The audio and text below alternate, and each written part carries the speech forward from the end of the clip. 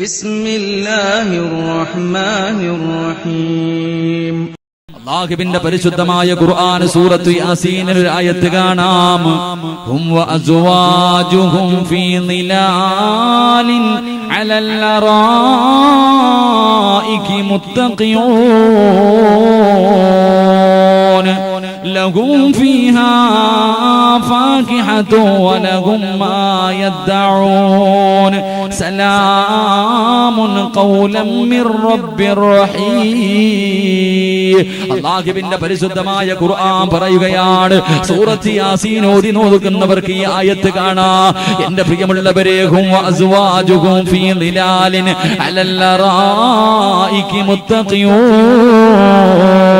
പടച്ചവന്റെ സ്വർഗ്ഗമുണ്ടല്ലോ, അല്ലാഹുവിന്റെ അനുഗ്രഹങ്ങൾ കൊണ്ട് നിറച്ച സ്വർഗ്ഗമുണ്ടല്ലോ, പാലരുവികളും തേനരുവികളും ഒഴുകുന്ന പടച്ചവന്റെ സ്വർഗ്ഗത്തിൽ സ്വർണത്തിന്റെ ചാരികസേരയില്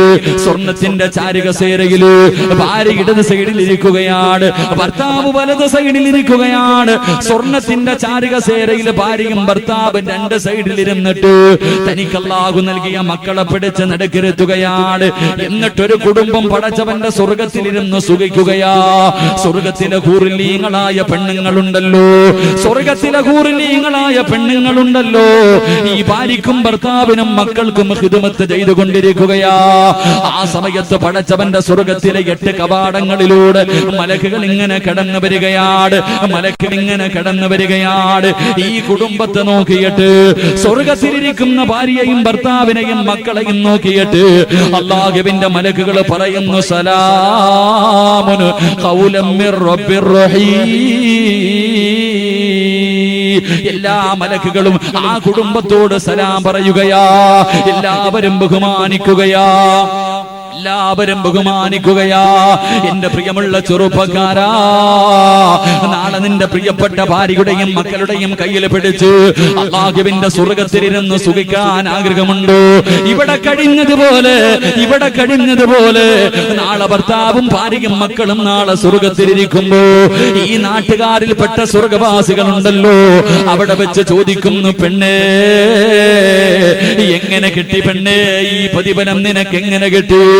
ദുനിയാവിന് കഴിഞ്ഞതുപോലെ ഒരു കൂരക്കീഴിൽ നീയും നിന്റെ ഭർത്താവും നിന്റെ മക്കളും സ്നേഹത്തോടെ കഴിഞ്ഞതുപോലെ സ്വർഗ്ഗത്തിലും നിങ്ങൾ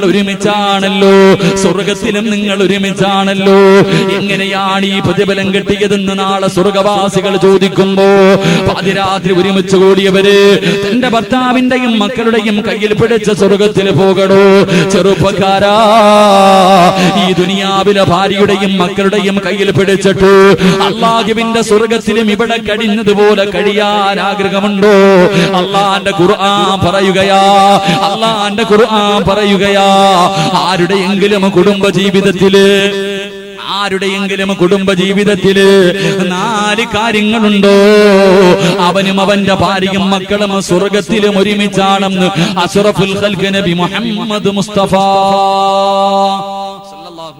ഒന്നാമത്തെ കാര്യം, അല്ലാഹുവിന്റെ റസൂൽ സല്ലല്ലാഹു അലൈഹി വസല്ലമ തങ്ങൾ പറഞ്ഞു തരികയാ. പാതിരാത്രി ഒരുമിച്ച് കൂടി എന്റെ പ്രിയമുള്ള സഹോദരിമാരോട്, പൊന്നുമോളെ, മരിക്കുന്ന സമയത്ത് ഭർത്താവിന്റെ പൊരുത്തത്തോടു കൂടി മരിച്ചിട്ട് നാളെ പടച്ചവന്റെ സ്വർഗ്ഗത്തിൽ നിന്റെ ദുനിയാവിലെ ഭർത്താവിന്റെ കയ്യിൽ പിടിച്ചു, മക്കളുടെ കയ്യിൽ പിടിച്ചു, ഈ ദുനിയാവിൽ കഴിഞ്ഞതിനേക്കാളും സന്തോഷത്തോടെ റബ്ബിന്റെ സ്വർഗ്ഗത്തിൽ കടന്നു സുഖിക്കാൻ ആഗ്രഹമുണ്ടോ? അല്ലാഹുവിന്റെ ഖുർആൻ പറഞ്ഞു തരുന്നത് 4 കാര്യങ്ങളോ. ഒന്ന് സൂക്ഷിക്കാൻ കഴിയുമോ? നിന്റെ കുടുംബ ജീവിതത്തിൽ നിനക്കൊന്ന് അനുസരിക്കാൻ കഴിയുമോ? അല്ലാഹുവിന്റെ ഖുർആൻ പറയുന്ന ഒന്നാമത്തെ കാര്യം എന്തെന്നറിയുമോ? അല്ലാഹുവിന്റെ ഖുർആൻ ഒന്നാമതായി പറഞ്ഞു തരികയാണ്, വമിൻ ആയാതിഹി അൻ ഖലഖ ലകും മിൻ അൻഫുസികും അസ്വാജാ ലിതസ്കുനൂ ഇലൈഹാ. അല്ലാഹുവിന്റെ പരിശുദ്ധമായ ഖുർആൻ പറഞ്ഞു തരുന്ന ഒന്നാമത്തെ കാര്യമാണ് നമ്മുടെ കുടുംബ ജീവിതത്തിൽ വേണ്ട നാളെ സ്വർഗ്ഗത്തിൽ ഒരുമിച്ച് കൂടുന്ന കുടുംബത്തിൽ ഉണ്ടാകേണ്ട ഒന്നാമത്തെ കാര്യം എന്തെന്നറിയുമോ?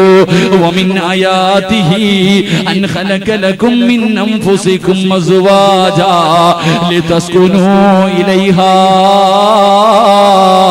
ഈ ദുനിയാവിന്റെ തൊലിക്ക് മുകളിൽ 30, 40, 50 വർഷക്കാലം വിവാഹം കഴിഞ്ഞിട്ട് ജീവിക്കുന്ന കാലയളവില് വിവാഹം കഴിഞ്ഞിട്ട് ജീവിക്കുന്ന ആ തുച്ഛമായ കാലമുണ്ടല്ലോ, പരസ്പരം ഒന്ന് മനസ്സിലാക്കി സ്നേഹിക്കാൻ കഴിയുമോ?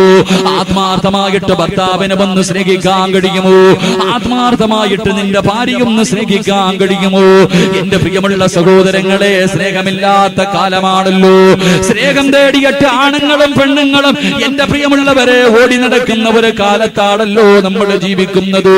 പരസ്പരം ആത്മാർത്ഥമായി ഒന്ന് സ്നേഹിക്കു പെണ്ണ്.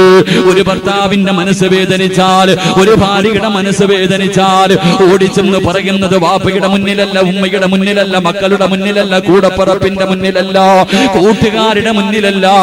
ഒരു ഭർത്താവിന്റെ മനസ്സ് വേദനിച്ചാൽ ആദ്യം പറയേണ്ടത് ഭാര്യയോടാണ്. ഒരു ഭാര്യയുടെ മനസ്സ് വേദനിച്ചാ ആദ്യം പറയേണ്ടത് ഭർത്താവിനോടാ.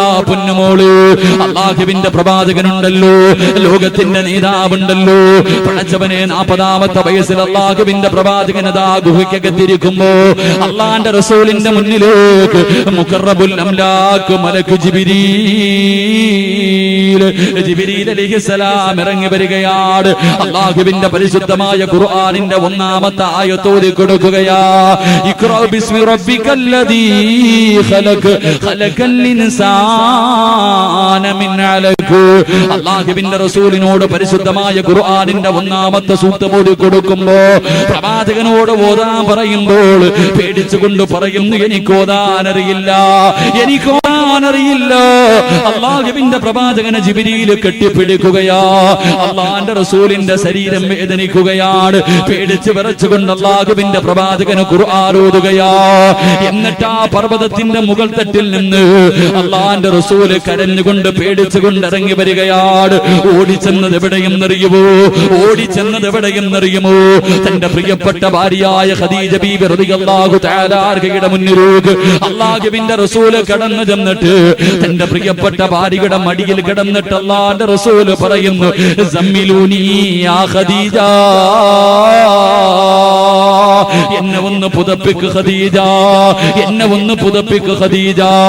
അല്ലാഹുവിന്റെ റസൂല് കരഞ്ഞു വിളിച്ച് പേടിച്ച് തന്റെ പ്രിയപ്പെട്ട ഭാര്യയുടെ മടിത്തട്ടിൽ കിടക്കുമ്പോൾ ആ സ്നേഹനിധിയായ ഭാര്യ ചെയ്തതെന്തെന്നറിയുമോ? അല്ലാഹുവിന്റെ റസൂലിന്റെ തലയിൽ ഇങ്ങനെ പിടിക്കുകയാണ്. ഇടത് കൈ കൊണ്ട് പ്രവാചകന്റെ തോളിൽ പിടിച്ചിട്ട് വലത് കൈയെടുത്ത് റസൂലുള്ളാഹിന്റെ മുടികളുടെ രോമങ്ങൾക്കിടയിലൂടെ തന്റെ തലയിൽ ഇങ്ങനെ കൈവച്ച് തടകിയിട്ട് ആ സ്നേഹനിധിയായ ഭാര്യ പറയുന്നു, നബിയേ വല്ലാഹി മാ യുഖ്ഫീകല്ലാഹു അബദാ. ഒരേ ഒരു വാക്കാ പറഞ്ഞത്, ഒരേ ഒരു വാക്കാ പറഞ്ഞത്, പേടിക്കണ്ട നബിയേ, പേടിക്കണ്ട നബിയേ, അല്ല നിങ്ങളെ കൈവിടൂല നബിയേ, അല്ലാഹു നിങ്ങളെ കൈവിടൂല നബിയേ. അല്ലാഹുവിന്റെ റസൂലിന്റെ ജീവിത ചരിത്രം വായിച്ചു നോക്കുന്നുണ്ട്. 11 ഭാര്യമാരുണ്ടായിരുന്നു. അല്ലാഹുവിന്റെ റസൂലിന് ഏറ്റവും ഇഷ്ടം ഖദീജാനെയായിരുന്നു. പടച്ചവരെ, എന്തു പറഞ്ഞാൽ ഖദീജാനെ കുറിച്ചാ പറയുന്നത്. ഖദീജ ബീവി വഫാത്തായിട്ട് പോലും ഖദീജാനെ കുറിച്ച് എന്തെങ്കിലും പറഞ്ഞാ അല്ലാഹുവിന്റെ റസൂലിന്റെ കണ്ണ് നിറയുമായിരുന്നു. എപ്പോഴും ഖദീജയെ കുറിച്ച് പറയുന്നത് കേട്ടപ്പോ ഒരിക്കൽ ആയിഷ ബീവി അല്ലാഹുവിന്റെ റസൂലിനോട് ചോദിക്കുന്നു, നബിയേ ഈ കിളവിയോടെന്തേ നബിയേ ഇത്ര സ്നേഹം, ഈ കിളവിയോടെന്തേ? എന്റെ പ്രിയമുള്ളവരെ, ഏറ്റവും സ്നേഹം ഖദീജാനെയായിരുന്നു. എന്റെ പ്രിയമുള്ള പെങ്ങളെ, ഒന്ന് സ്നേഹിക്കാൻ കഴിയുമോ? രാവിലെ മുതൽ വൈകുന്നേരം വരെ കഷ്ടപ്പെട്ട് രക്തം വിയർപ്പാക്കി ജോലി ചെയ്തിട്ട് വൈകുന്നേര സമയത്ത് വിയർത്തൊലിച്ച് തളർന്ന ശരീരവുമായി വീട്ടിലേക്ക് കയറി വരുന്ന പ്രിയപ്പെട്ട ഭർത്താവുണ്ടല്ലോ, ആ മനുഷ്യരെയും കാത്ത് വീടിന്റെ കവാടത്തിൽ നിൽക്കണം പെണ്ണ്. ഭർത്താവ് കയറി വരുമ്പോ തളർന്ന ശരീരവുമായി കയറി വരുന്ന ഭർത്താവിന് ഇടത് കൈ കൊണ്ട് പിടിച്ച് തന്റെ നെഞ്ചിലേക്ക് ചേർത്ത് വെച്ചിട്ട് തലയിൽ കിടക്കുന്ന ചാലെടുത്ത് ഭർത്താവിന്റെ നെറ്റിത്തടം തുടച്ചു കൊടുത്തിട്ട് പോട്ടയിക്കാ എല്ലാ നമ്മുടെ മക്കൾക്ക് വേണ്ടിയല്ലേ. ഇന്നുവരെ പറഞ്ഞിട്ടുണ്ടോ പെണ്ണ്? ഇന്നുവരെ പറഞ്ഞിട്ടുണ്ടോ പെണ്ണ്? ഒരിക്കലെങ്കിലും ഒരു ദിവസമെങ്കിലും ഒന്ന് പറഞ്ഞു നോക്കണം പൊന്നുമോള്. വൈകുന്നേരം ജോലി കഴിഞ്ഞ് വീട്ടിലേക്ക് തളർന്ന ശരീരവുമായി കടന്നു വരുന്ന ഭർത്താവിന് കെട്ടിപ്പിടിച്ചൊരു ചുടുചുംബനം കൊടുത്തിട്ട് പോട്ടയിക്ക എന്ന് ജീവിതത്തിൽ ഒരിക്കലൊന്ന് പറയണം മോളെ. അത് പറയുന്ന സമയത്ത് നിന്റെ ഭർത്താവിന്റെ മുഖത്തൊന്ന് നോക്കണം. എന്തൊരു സമാധാനമെന്നറിയുവോ, എന്തൊരു സന്തോഷമെന്നറിയുവോ. പാതിരാത്രി ഒരുമിച്ച് കൂടിയ പ്രിയമുള്ള ചെറുപ്പക്കാരോട്, പൊന്നുമോനെ ഇന്നെങ്ങാണം നീ മരിച്ചുപോയാ, ഇന്ന് രാത്രി നീ അങ്ങ് മരിച്ചുപോയാ, പടച്ചവനെ നാളെ ദുഹറിന്റെ സമയത്ത് ഇവിടത്തെ പള്ളിയിൽ നിന്നെ കൊണ്ട് കബറടക്കുമല്ലോ. നിന്റെ പ്രിയപ്പെട്ട ഭാര്യ നാളെ മുതൽ യുദ്ധയിരിക്കുകയാണ്. 4 മാസവും 10 ദിവസവും യുദ്ധയിരിക്കുകയാ. ഇദ്ദേഹക്കെ പണ്ടായിരുന്നു ചെറുപ്പക്കാരോ. പെണ്ണുങ്ങള് 4 മാസവും 10 ദിവസവും പടച്ചവരെ ഭർത്താവിന്റെ സ്മരണയിൽ കഴിഞ്ഞുകൂടിയിരുന്ന കാലമൊക്കെ മാറിമോര്. അവൾ 1 മാസം വീടിനകത്തിരിക്കുകയാണ്. അത് കഴിയുമ്പോ ബോറടിക്കുമ്പോ മൊബൈലെടുത്ത് വാട്സപ്പും ഫേസ്ബുക്കിലും കയറുകയാ. 2 മാസം കഴിഞ്ഞു അതും ബോറടിച്ചു. വീടിന്റെ കവാടത്തിൽ, വീടിന്റെ വരാന്തയിൽ വെച്ചിരിക്കുന്ന ആളിൽ വെച്ചിരിക്കുന്ന ടിവിയുടെ മുന്നിൽ നിന്റെ ഭാര്യ ഇറങ്ങുകയാ. 4ാമത്തെ മാസം അവള് വീടിന്റെ വെളിയിലിറങ്ങുകയാ. പടച്ചവനെ യുദ്ധയുടെ കാലം കഴിഞ്ഞു. ആ സമയത്ത് കുടുംബക്കാര് വന്നിട്ട് പറയുന്നു, പെണ്ണ് ഒരു നല്ല വിവാഹ ആലോചന വന്നിട്ടുണ്ട്. എന്തു പറയും ചെറുപ്പക്കാരോ? ഒരു സ്നേഹനിധിയായ ഭർത്താവിനെ ആത്മാർത്ഥമായി സ്നേഹിക്കുന്ന പെണ്ണാണെങ്കിൽ അവൾക്ക് 25 വയസ്സാകട്ടെ, 30 വയസ്സാകട്ടെ, ചെറിയ പ്രായമാണെങ്കിലും അവര് കുടുംബക്കാരോട് പറയും, നിങ്ങൾ എങ്ങനെ പറയല്ലോ വാപ്പാ, മറ്റൊരു വിവാഹത്തെ കുറിച്ച് നിങ്ങൾ എന്നോട് പറയല്ലേ. എന്റെ ഇക്കയുടെ സ്ഥാനത്ത് മറ്റൊരു പുരുഷനെ കാണാൻ, എന്റെ ഭർത്താവിന്റെ സ്ഥാനത്ത് ഇനി മരിക്കുവോളം ഒരു മനുഷ്യനെ കാണാൻ എനിക്ക് കഴിയില്ല. അള്ളാഹു എനിക്ക് ഇത്രയേ വിധിച്ചിട്ടുള്ളൂ. ഇനി ബാക്കി അങ്ങ് സ്വർഗത്തിലാണ്. എന്റെ ഭർത്താവ് സ്വർഗത്തിന്റെ കവാടത്തിൽ എന്നെയും കാത്തു നിൽക്കുമല്ലോ. ഇനിയുള്ള കാലം ആ മനുഷ്യന് വേണ്ടി ഞാൻ ജീവിക്കാ. പറയുവോ ചെറുപ്പക്കാരാ? നിന്റെ ഭാര്യ നീ ഇന്ന് മരിച്ചുപോയാ പറയുവോ? എന്റെ പെങ്ങളോട് ചോദിക്കട്ടെ, നിന്റെ ഭർത്താവ് പറയുമോ മോള് നീ മരിച്ചല്ലാഹുവേ, അല്ലാഹുവേ 10, 20, 30 ദിവസം കഴിയുമ്പോ ഭർത്താവിന്റെ ചാരത്ത് കൂട്ടുകാരൻ വന്നിട്ട് പറയും, എടാ ഒരു നല്ല പെണ്ണുണ്ടടാ, 1ാമത്തെ വിവാഹം ആലോചിക്കട്ടെ. അല്ലാഹുവേ മരിച്ച് 30 ദിവസമേ ആയിട്ടുള്ളൂ. നിന്റെ ഭർത്താവ് പറയുന്ന ഒരു മറുപടിയുണ്ട്, 40 ആകാതെ പെണ്ണ് കെട്ടിയാ നാട്ടുകാര് എന്തെങ്കിലും പറയുമല്ലോ. ഇത്രയേ ഉള്ള പൊന്നുമോള്, ഇത്രയേ ഉള്ള പൊന്നുമോള്. അതുകൊണ്ട് പാതിരാത്രി ഒരുമിച്ച് കൂടിയ പെങ്ങളോട്, എന്റെ പ്രിയമുള്ള ചെറുപ്പക്കാരോട്, ചങ്ങനാശ്ശേരി പഴയ പള്ളിയുണ്ടല്ലോ, ഞാൻ ജോലി ചെയ്യുന്ന ചങ്ങനാശ്ശേരി പഴയ പള്ളിയുണ്ടല്ലോ. അല്ലാഹുവേ എല്ലാ വെള്ളിയാഴ്ച പള്ളിയിൽ പോകുമ്പോഴും ഒരു ചെറുപ്പക്കാരനെ ഞാൻ കാണുന്നുണ്ട്. അല്ലാഹുവേ തന്റെ പ്രിയപ്പെട്ട ഭാര്യ 33 വയസ്സേ ഉള്ളൂ. പടച്ചവനെ മഞ്ഞപ്പിത്തം കരളിൽ ബാധിച്ചിട്ട് അല്ലാഹുവേ 7 മാസം ഗർഭിണിയായിരുന്ന പെങ്ങള് ഒരു വെള്ളിയാഴ്ച രാവിലെ മരണപ്പെടുകയാണ്. ആ പെണ്ണിന്റെ മയ്യത്ത് കൊണ്ട് കബറടക്കിയിട്ടുണ്ട്. അല്ലാഹുവേ ഭർത്താവ് പള്ളിയിൽ 5 നേരം നിസ്കരിക്കാമെന്നിട്ട് പിരിഞ്ഞു പോകുമ്പോഴും തന്റെ പ്രിയപ്പെട്ട ഭാര്യയുടെ കബറിന്റെ ചാരത്ത് നിന്ന് ദുആ ചെയ്തിട്ടാ പോകുന്നത്. എന്റെ പ്രിയമുള്ളവരെ, ദുആ ചെയ്തിട്ടാ പോകുന്നത്. ഈ കഴിഞ്ഞ റമദാനിലുണ്ടല്ലോ അല്ലാഹുവേ പടച്ചവരെ, എല്ലാവരും പള്ളിക്കകത്തും പള്ളിയുടെ മുന്നിൽ നിന്ന് നോമ്പ് തുറക്കുമ്പോൾ ഈ മനുഷ്യൻ നോമ്പ് തുറക്കുന്നത് ഭാര്യയുടെ കബറിന്റെ ചാരത്തിരുന്ന 27-ാം രാവിൽ നിന്ന് പാതിരാത്രി റബ്ബേ 3 മണി കഴിഞ്ഞു. അല്ലാഹുവേ പള്ളിക്കാട്ടിലൊരു തൊപ്പി കാണുകയാ. പള്ളിക്കാട്ടിലൊരു വെള്ളത്തൊപ്പി കണ്ടു. റൂമിന്റെ കവാടത്തിൽ നിന്ന് ഞാൻ നോക്കുമ്പോ ഈ ചെറുപ്പക്കാരൻ തന്റെ ഭാര്യയുടെ കബറിന്റെ ചാരത്തിരുന്ന് ദുആ ചെയ്യുകയാ. എന്റെ പ്രിയമുള്ളവരെ, 3 വയസ്സുള്ളവര് പൊന്നുമോനുണ്ട്, 3 വയസ്സുള്ളവര് പൊന്നുമോനുണ്ട്. അല്ലാഹുവേ ഉമ്മയുടെ മീസാങ്കല്ലിന്റെ ചാരത്ത് ചെന്നിട്ട് ആ പൊന്നുമകൻ ഉമ്മയോട് സംസാരിക്കുകയോ, ജീവിച്ചിരിക്കുന്ന ഉമ്മയോട് സംസാരിക്കുന്നത് പോലെ, വാപ്പയാ എന്നെ കുളിപ്പിച്ചത്, എനിക്ക് വാപ്പ ഇന്ന് പുതിയ ഉടുപ്പ് വാങ്ങി തന്നു. അല്ലാഹുവേ ആ പൊന്നുമകൻ ഉമ്മയുടെ കബറിന്റെ ചാരത്തിരുന്ന് പറയുകയാണ്. അതാ അവസാനം ഇറങ്ങി വരുമ്പോ ആ മനുഷ്യനോട് ഞാൻ ചോദിച്ചു, നിങ്ങൾക്ക് നീ ഒരു വിവാഹം കഴിച്ചുകൂടെ? ഒരു 40 വയസ്സിന്റെ താഴെയാട് പ്രായം, അല്ലാഹുവേ 3 വയസ്സുള്ള ഒരു പൊന്നുമോനുണ്ടല്ലോ, നിങ്ങൾക്കൊരു വിഭാഗം കടിച്ചുകൂടെ എന്ന് ചോദിക്കുമ്പോ അവിടെന്ന് പറയുന്ന ഉസ്താദ് എന്റെ ഭാര്യ മരിച്ചെന്ന് പറയല്ലേ ഉസ്താദ്. എല്ലാ പാതിരാത്രിയും എന്റെ പ്രിയപ്പെട്ടവളെ ഞാൻ സ്വപ്നം കാണുന്നുണ്ട്. നിങ്ങൾ ജീവിക്കുകയാ ഉസ്താദ്, നിങ്ങൾ ജീവിക്കുകയാ ഉസ്താദ്. ഇനി മരിക്കുവോളം എന്റെ ഭാര്യയുടെ സ്ഥാനത്ത് മറ്റൊരു പെണ്ണിനെ കാടാ കഴിയില്ല. അതാണ് പെങ്ങള് യഥാർത്ഥ സ്നേഹമെന്ന് പറഞ്ഞാൽ അതാ. പക്ഷേ ഒരിക്കലും നിന്റെ ഭർത്താവ് അങ്ങനെ പറയൂല, ഒരിക്കലും നിന്റെ ഭർത്താവ് അങ്ങനെ പറയൂല. കാരണം നിന്റെ ഭർത്താവിന്റെ മുഖത്ത് നോക്കിയിട്ട് നീ പറയുന്ന വാക്കുകളുണ്ടല്ലോ, കുത്തുവാക്കുകളും പരിഹാസവും കളിയാക്കലുമല്ലോ. ചില പെണ്ണുങ്ങൾ ഭർത്താവിന്റെ മുഖത്ത് നോക്കിയിട്ട് പറയും, നിങ്ങൾ എന്റെ ജീവിതം തുലച്ചു, എന്റെ ജീവിതം തുലച്ചത് നിങ്ങളാണെന്ന് ഭർത്താവിന്റെ മുഖത്ത് നോക്കിയിട്ട് പറയുന്ന പെണ്ണ് എങ്ങനെ കഴിയുന്നു പൊന്നുമോള്, എങ്ങനെ കഴിയുന്നു പൊന്നുമോള്? നിനക്കൊരു ജീവിതം തന്നവന്റെ മുഖത്ത് നോക്കിയിട്ട് എന്റെ ഭാവി തുലച്ചത് നിങ്ങളാണ്. എന്റെ വീടിന്റെ മുന്നിൽ എത്രയോ കോടീശ്വരന്മാര് വന്ന് കാവലിരുന്നിട്ടുണ്ട്. എല്ലാം തകർത്തല്ലോ, എല്ലാം തകർത്തല്ലോ. നീ അത് പറയുമ്പോ നിന്റെ ഭർത്താവിന്റെ മനസ്സിന്റെ ഉള്ളിലുള്ള വേദന ചിന്തിച്ചിട്ടുണ്ടോ? എന്തേ നീ ഇങ്ങനെ ആകാ കാരണമെന്ത്? എന്ത് ചെയ്താലും പെണ്ണിന് പരാതിയാണ്. ചോറ് വെച്ചാലും കറി വെച്ചാലും തുണി കഴുകിയാൽ പടച്ചവനെ എന്ത് ചെയ്താലും പരാതിയാ, പരാതിവാ. പെങ്ങളെ എങ്ങനെ പറയില്ലേ പൊന്നുമോളെ, അങ്ങനെ പരാതി പറയല്ലേ പൊന്നുമോളെ. നിനക്ക് നിന്റെ മഹത്വം അറിയാതെട്ടാ, നിനക്ക് നിന്റെ പ്രതിഫലം അറിയാതെട്ടാ. അല്ലാഹുവിന്റെ പ്രവാചകൻ തന്റെ പ്രിയപ്പെട്ട പൊന്നുമോൾ ഫാത്തിമ ബീവി റളിയല്ലാഹു തആല അൻഹ എന്റെ പ്രിയമുള്ളവരോട് ഓർമ്മപ്പെടുത്തുകയാ, നിന്റെ ഭാര്യ നിന്നോട് കുത്തുവാക്ക് പറയുമ്പോ, പരിഹസിക്കുമ്പോ, കളിയാക്കുമ്പോ മിണ്ടാതെ നിൽക്കല്ലേ ചെറുപ്പക്കാരാ. പറഞ്ഞു കൊടുക്കാൻ ഒരു കഥ ഞാൻ നിനക്ക് പറഞ്ഞു തരാ.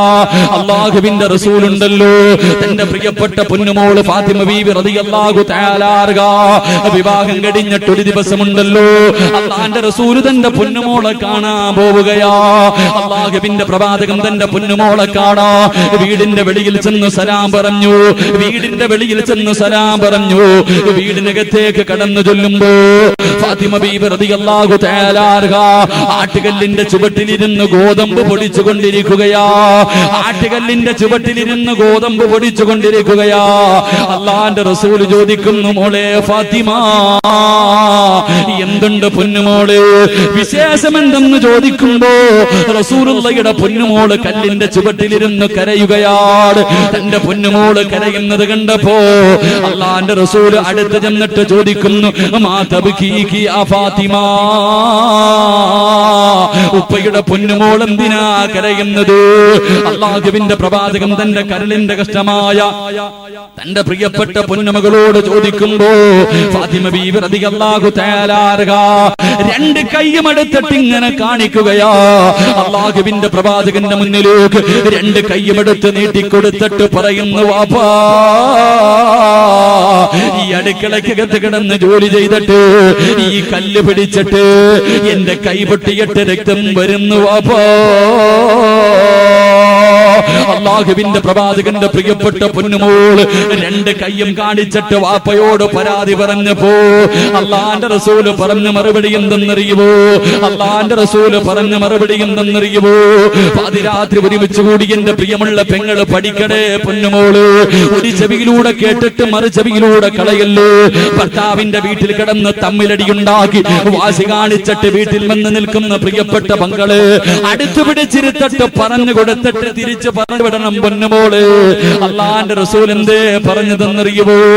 തന്റെ പ്രിയപ്പെട്ട പൊന്നുമോള് ഫാത്തിമ ബീവി റളിയല്ലാഹു തആല അൻഹ അടുത്ത് വിളിച്ചിട്ട് അല്ലാഹുവിന്റെ റസൂൽ പറയുന്നു, ഫാത്തിമ മോളെ ഫാത്തിമ, അല്ലാഹുവേ ഭർത്താവിന് ഖിദ്മത്ത് ചെയ്താ കിട്ടുന്ന പ്രതിഫലം അറിയുമോ? ഭർത്താവിന് ഖിദ്മത്ത് ചെയ്താ കിട്ടുന്ന പ്രതിഫലം അറിയുമോ?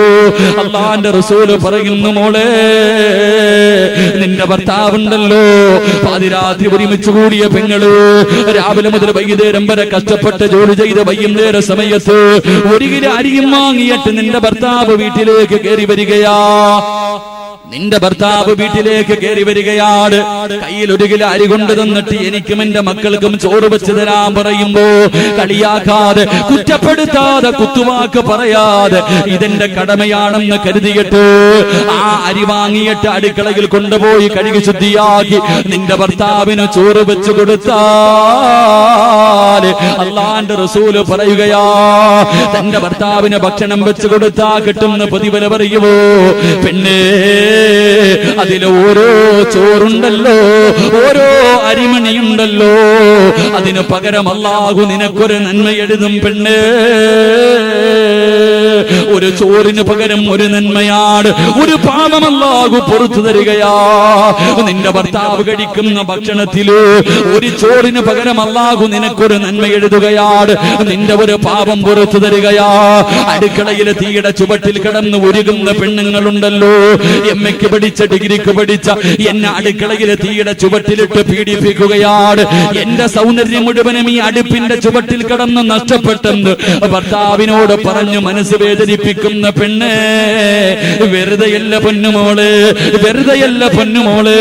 അള്ളാന്റെ റസൂല് പറയുകയാ, ഭർത്താവിനും മക്കൾക്കും ഭക്ഷണം വെക്കുന്ന സമയത്ത് അടുക്കളയിലെ തീയുടെ ചുവട്ടിൽ നിന്ന് ഉരുകുമ്പോ നിന്റെ ശരീരം വിയർക്കുമല്ലോ, നിന്റെ ശരീരം വിയർക്കുമല്ലോ. വിയർപ്പ് തുടയ്ക്കല്ലേ പെണ്ണ്, വിയർപ്പ് തുടച്ച് കളയല്ലേ പെണ്ണ്. അള്ളാന്റെ റസൂല് പറയുകയാ, അടുക്കളയിൽ ഭർത്താവിന് ജോലി ചെയ്യുന്ന സമയത്ത് തീയുടെ ചുവട്ടിൽ നിന്നുകൊണ്ട് ഒരു പെണ്ണിന്റെ ശരീരം വിയർത്ത് ഒരു തുള്ളി വിയർപ്പങ്ങാടെ താഴെ വീടാ, നരകം നിനക്ക് ഹറാമാ പെണ്ണ്. നരകത്തിന്റെ തീ നിന്നെ തൊടൂല. അള്ളാന്റെ റസൂല് പറയുന്നു, ഫാത്തിമ, ആ പെണ്ണിന്റെയും നരകത്തിന്റെയും ഇടയില് മലക്കുകൾ 7 കിടങ്ങ് കുടിക്കും. ഫാത്തിമ, പ്രസവിച്ച ഉമ്മമാരുണ്ടല്ലോ, ഗർഭിണികളായ ഉമ്മമാരുണ്ടല്ലോ, അള്ളാന്റെ റസൂല് പറയുന്നു, ഫാത്തിമ, ഹലാലായ മാർഗത്തിലൂടെ ഒരു പെണ്ണ് ഗർഭിണിയായി അവളൊരു കുഞ്ഞിന് ജന്മം നൽകിയ, അവളൊരു കുഞ്ഞിന് ജന്മം നൽകിയ പ്രസവിക്കുന്ന സമയത്ത് ആ പെണ്ണിന്റെ ശരീരത്തിൽ എവിടെയല്ല എത്ര രോമങ്ങളുണ്ടോ, ഓരോ രോമത്തിനും പകരമല്ല നിനക്ക് നന്മ എഴുതി പെണ്ണ്. പ്രസവിച്ച സമയത്ത് നിന്റെ തലയിലെ മുടിയെണ്ണി നോക്കിയിട്ടുണ്ട്, ഓരോ രോമത്തിന് പകരം അല്ലാഹു നിന്റെ പാപം പുറത്തു തന്നിട്ടുണ്ട്. അല്ലാഹുവേ, പാല് കൊടുക്കുന്ന ഉമ്മമാരുണ്ടല്ലോ, പട്ടിണിയാണെങ്കിലും രോഗമാണെങ്കിലും എഴുന്നേക്കാൻ കഴിയില്ലെങ്കിലും തന്റെ പിഞ്ചുമക്കൾക്ക് പാല് കൊടുക്കുന്ന പെണ്ണ്. അല്ലാഹുവിന്റെ റസൂല് പറയുന്നു, ഫാത്തിമ, ഏതെങ്കിലും ഒരു പെണ്ണ് തന്റെ മക്കൾക്ക് 2 വയസ്സ് പൂർത്തിയാകുന്നത് വരെ കുഞ്ഞിന് പാല് കൊടുത്ത അല്ലാഹു ആ പെണ്ണിന് കൊടുക്കുന്ന പ്രതിഫലം പറയുമോ? 2 വയസ്സ് പൂർത്തിയാകുന്നത് വരെ മക്കൾക്ക് പാല് കൊടുക്കുന്ന ഉമ്മയ്ക്ക് അല്ലാഹു കൊടുക്കുന്ന പ്രതിഫലം എന്തെന്നറിയുമോ? 1000 ശുഹദാക്കളുടെ പ്രതിഫലമാണ്. 1000 ശുഹദാക്കളുടെ പ്രതിഫലം. ബദറിലും ഉഹദിലും ഹന്തക്കിലും ഖൈബറിലും തബൂക്കിലും യർമൂക്കിലും പടച്ചവന്റെ ദീനിന് വേണ്ടി പോരാടിയ ശുഹദാക്കളുണ്ടല്ലോ, ബദരീങ്ങളുണ്ടല്ലോ, കയ്യും കണ്ണും തലച്ചോറും പടച്ചവന്റെ ദീനിന് വേണ്ടി കൊടുത്ത ഹംസ റളിയല്ലാഹു തആല അൻഹുവിനെ പോലെ 1000 ശുഹദാക്കളുടെ പ്രതിഫലമാണ്. മക്കൾക്ക് 2 വയസ്സ് പൂർത്തിയാകുന്നത് വരെ പാല് കൊടുക്കുന്ന പെണ്ണിന് കിട്ടുമെന്ന് അല്ലാഹുവിന്റെ പ്രവാചകന് പറഞ്ഞു തരുമ്പോ, പാതിരാത്രി ഒരുമിച്ച് കൂടിയ പെങ്ങള് ഭർത്താവിന്റെ തുണി കഴുകാൻ മടിയാ, ഭർത്താവിന്റെ വിയർപ്പ് കഴുകാൻ നിനക്ക് മടിയാണല്ലോ. അല്ലാഹുവിന്റെ റസൂല് പറയുകയാ, ഭർത്താവിന്റെ ഒരു ജോഡി വസ്ത്രം കഴുകി കൊടുത്താൽ, ഭർത്താവിന്റെ ഒരു ജോഡി വസ്ത്രം ഏതെങ്കിലും ഒരു പെണ്ണ് കഴുകി കൊടുത്താ അല്ലാഹു അവൾക്ക് കൊടുക്കുന്ന പ്രതിഫലം എന്തെന്നറിയുമോ? 100 പാവപ്പെട്ടവർക്ക് ഒരു നേരത്തെ ഭക്ഷണം കൊടുത്ത പ്രതിഫലം അവൾക്ക് എഴുതുമെന്ന് നബി മുഹമ്മദ് മുസ്തഫ.